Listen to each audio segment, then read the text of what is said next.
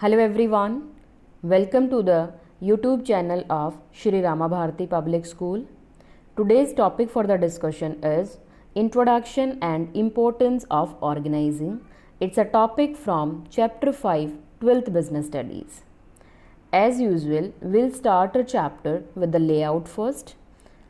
The chapter includes introduction, its characteristics, then importance of organizing process, types of organizational structure, and delegation and decentralization.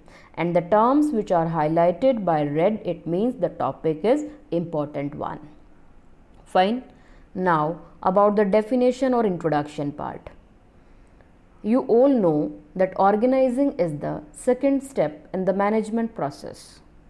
Let's discuss the meaning of organizing. Exactly, the meaning of organizing is that it's a process of identifying and grouping of activities and establishing reporting relationship. Let me explain the meaning of each term which is written here. Process means a series of interrelated steps. First of all, various activities will be identified, then same nature of activities will be grouped together, and reporting relationship means defining superior and subordinate relationship in an organization. Let's understand the concept with the help of one example. For example, a training program is arranged by the management in an organization. I repeat, a training program is arranged by the management in an organization. Now, there would be number of activities which need to be performed for the training program. For example, certificates need to be prepared, experts will be called up, or speakers we can say from the outside just to provide the training to the employees. A setup will be required, PPTs need to be arranged if required, right? Refreshment arrangement can be required. So all these are the total number of activities for a training program. First of all, these activities will be identified. Then these activities will be assigned among various individuals. And same nature of activities will be under one group, we can say. Then there can be one coordinator who will be named as superior for that training program. In between, if anybody will face any kind of problem, then they will consult to that coordinator. So what is all this? It is the identification of activities, assigning the activities among individuals, grouping of activities, and establishing reporting relationship. Fine. One more concept can be added here in the organizing term, that is arrangement of resources.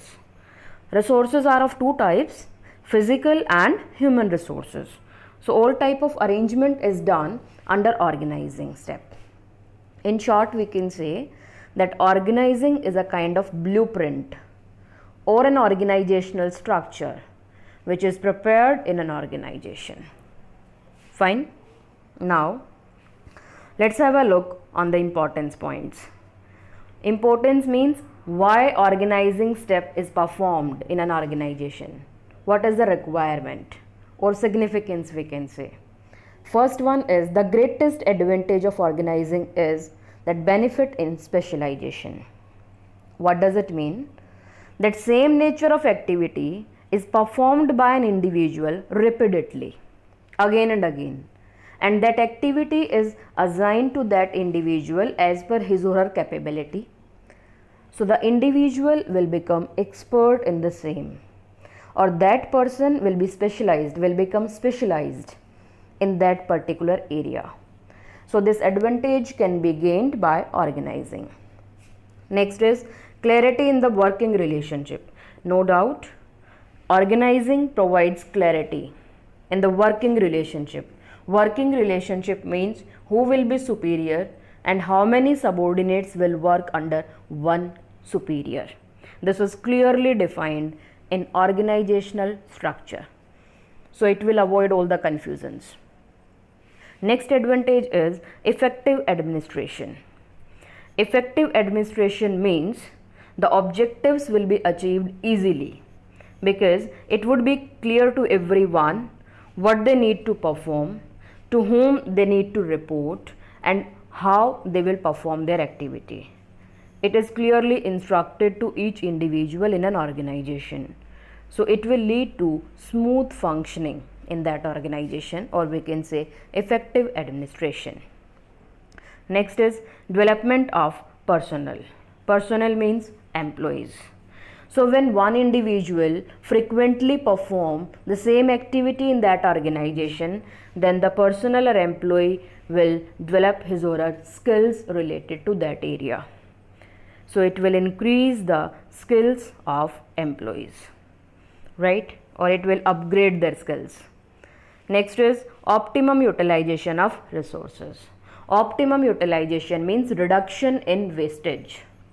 So organizing will reduce the wastage level in an organization.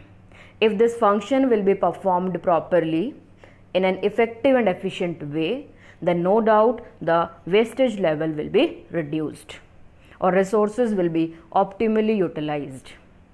Fine. Now the last advantage is expansion and growth. Yes, of course we can say that growth will be possible if organizing will be performed effectively, because it will reduce the wastage level, then profit will increase, and profit is the main factor for the growth of any organization. Growth means increase in the size of the business. So if sufficient amount of profit will be earned, then business will grow gradually and the size of the business will increase. Fine. So this is all about importance or significance of organizing. In conclusion, we can write, or we can say that in the absence of organizing, the management process will not be completed, or it will be said as incomplete in the absence of organizing. Fine.